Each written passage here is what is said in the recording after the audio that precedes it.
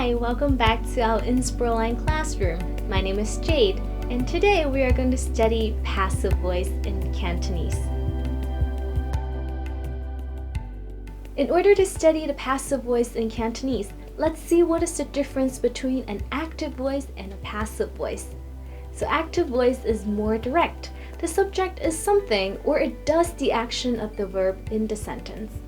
So for example, 我食咗西蘭花 I ate broccoli is in active voice. The structure is in a simple subject-verb-object order. In passive voice, the subject receives the action of the verb, which will turn I ate broccoli into the broccoli was eaten by me. 西蘭花俾我食咗.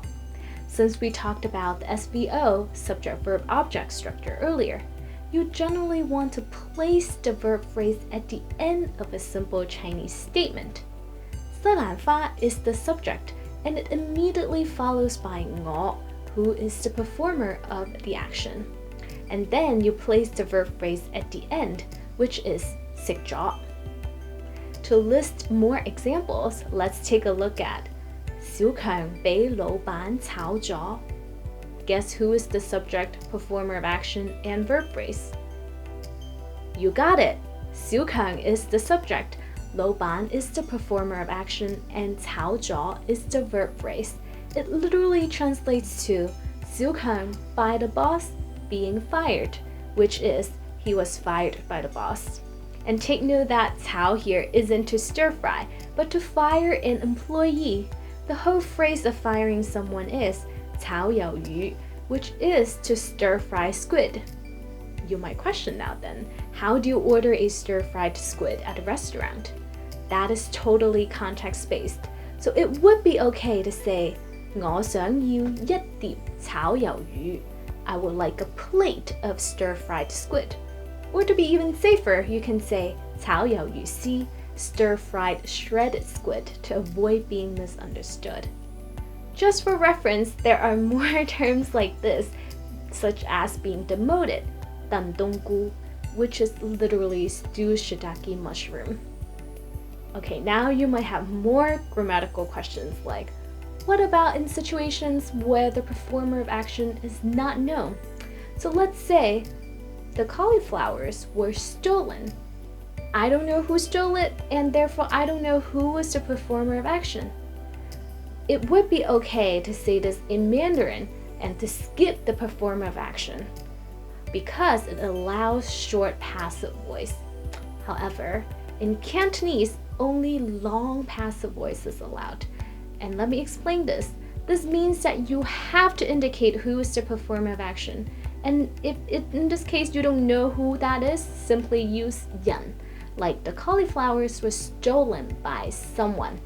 菜花俾人偷咗.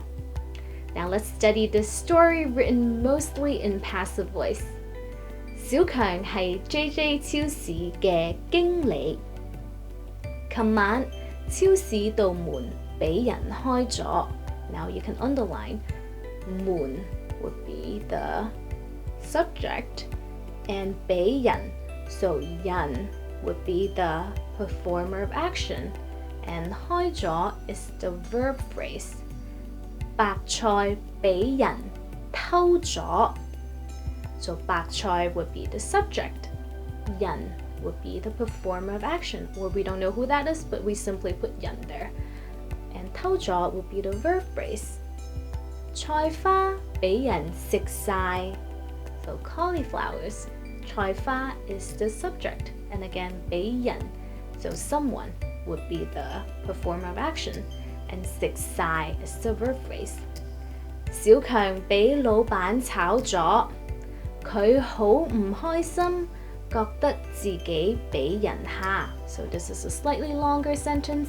So he is very upset, 覺得自己俾人蝦. He thinks that himself was being bullied.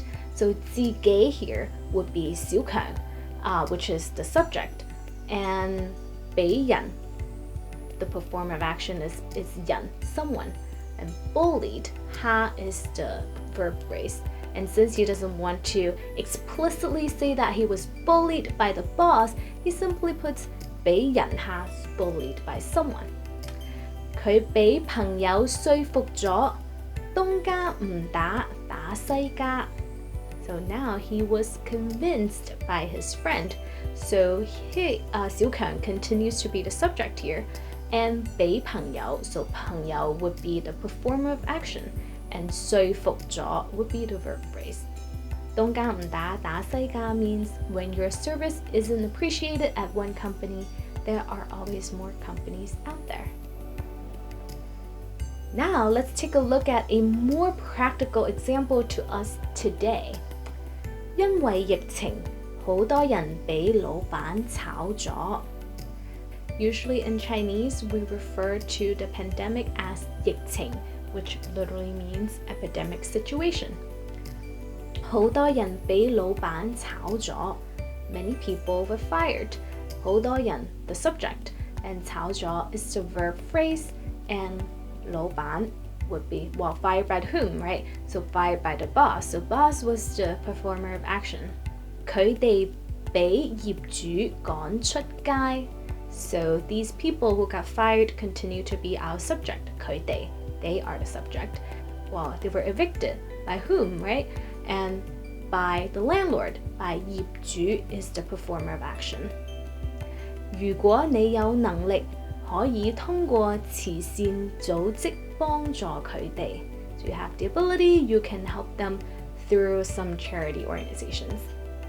So that's all for today. Hopefully this will transition us to a much better 2021. And that being said, 祝你新年快樂. 唔好唔記得咗 like 同 subscribe. 而家去 Inspirling 同我一齊學中文啦。下次見，拜拜。